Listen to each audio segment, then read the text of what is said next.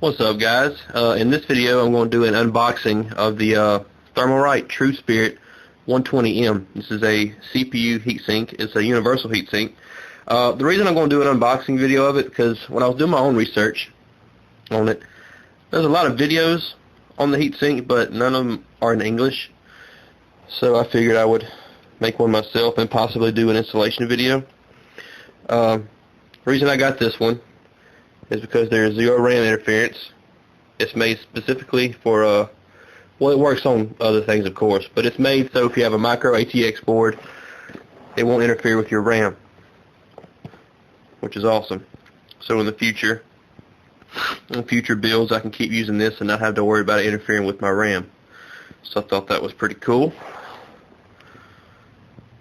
This is not supposed to be a super silent fan heatsink, but it's got to be quieter than I have. I have a stock fan and heatsink that came with my 1090T Phenom 2, and that thing gets up to about 3,500 RPM, and it is screaming. So I'm trying to get something a little bit quieter and maybe cool a little better too, which I'm sure it will. Start cracking her open. Probably not the best way to do this, but I only have one hand.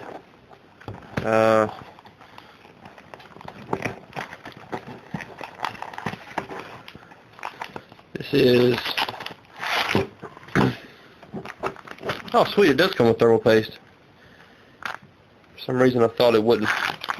This is all your brackets and stuff because it's a universal heatsink, which it'll work on your Intel boards, AMT boards, AM2, AM3, AM3 Plus, 775, all that stuff. So that's why it has so many brackets with it.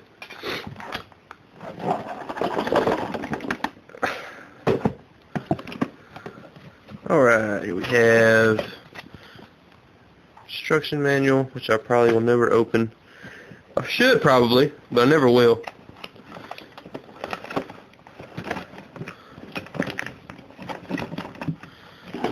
Here is the fan it comes with. Very distinct blade color. I think it's pretty cool. Doesn't match my system at all, but I don't think it'll hurt anything.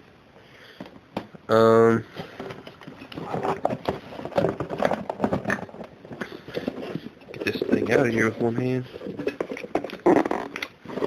I do this every time. I don't plan the video out and I end up having a hard time getting stuff out of the box.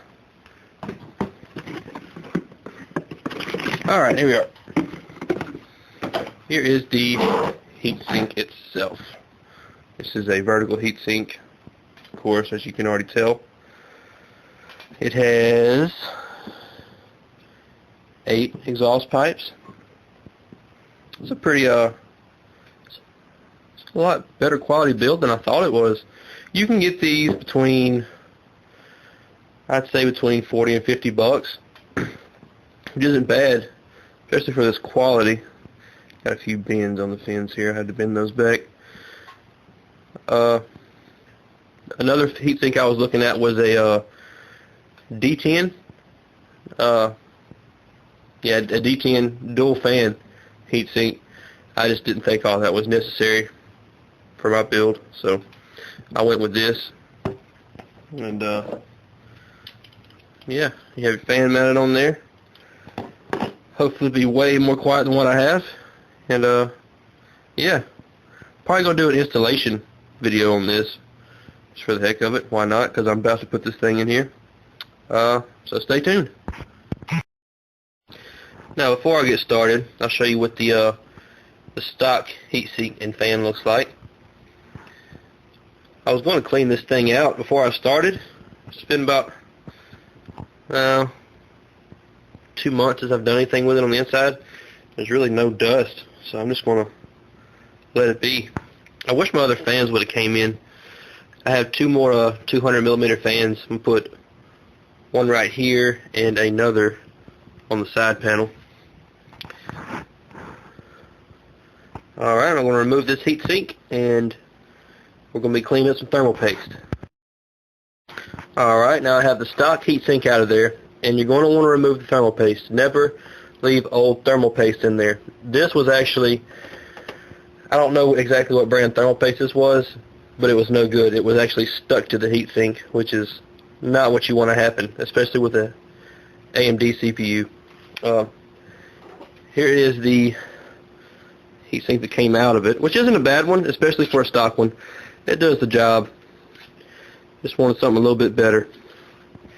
So what you're going to want is you're going to want a static-free paper towel. You can get these at the dollar store, Walmart. They may have them at Radio Shack, I'm not sure. And you're going to want to apply some rubbing alcohol to it. And just, it's going to take a few tries to get it all off. The first time you might get most of it. You're going to need a little bit more rubbing alcohol. Put some more on my paper towel.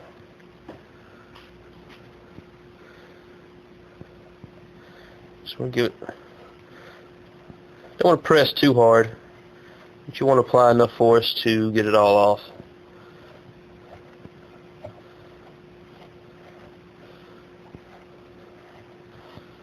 Alright, there we go.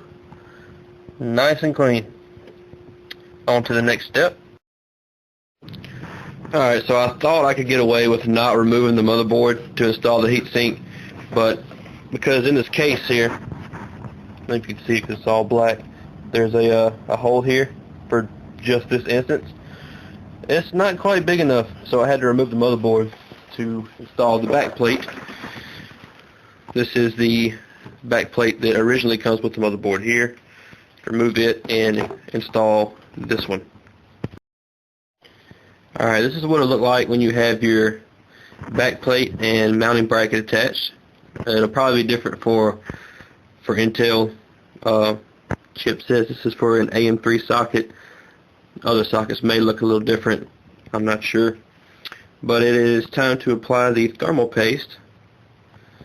This is a very, very important part. We'll try to do this while holding the camera. What you want to do is apply just, oh god, that's a lot coming out of there. Just a pea-sized amount. That's about all you want. Not the size, but pea. Then, get that out the way.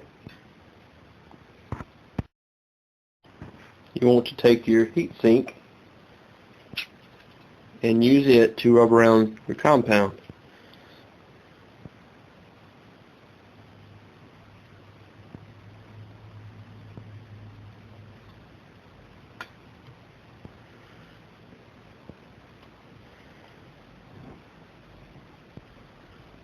Make sure I get it on there good.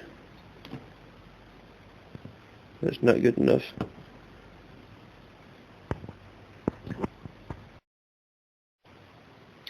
I like to have mine spread fairly evenly over the entire CPU in the bottom of the heatsink. Alright. And we are all installed and ready to go back in the case. Got my vibration strips on the back of the fan. Doesn't make any noise. And looks pretty good. I like it. Get this thing back in the case and take it for a test run. Alright, I have it back in the case and have it running, and it is surprisingly quiet. Here I've had it running for about 10 to 15 minutes. It's up to idle temp, and idle temp is 19 degrees Celsius.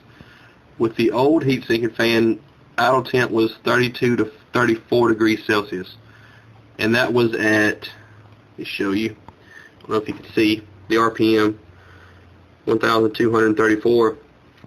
I would run it at about 3,000 RPM just to have an idle temp of 34 degrees Celsius. Up at 100% it would run about 4,500 RPMs at sometimes, and this is just at 75% fan speed, 1,200 RPMs, and it's very quiet. Still at 19 degrees Celsius. I can bump it up to 100% and it will go up to about 1500 RPM. That's max for this fan, and it's still very quiet. This thing has exceeded my expectations. If it runs, well, I'm 20 there, finally. Oh, back to 19. If it runs that cool at idle temp, I should have very cool temperatures while running games. That'll be awesome. And that is the Thermalright True Spirit 120M. Thanks for watching, guys, and until next time.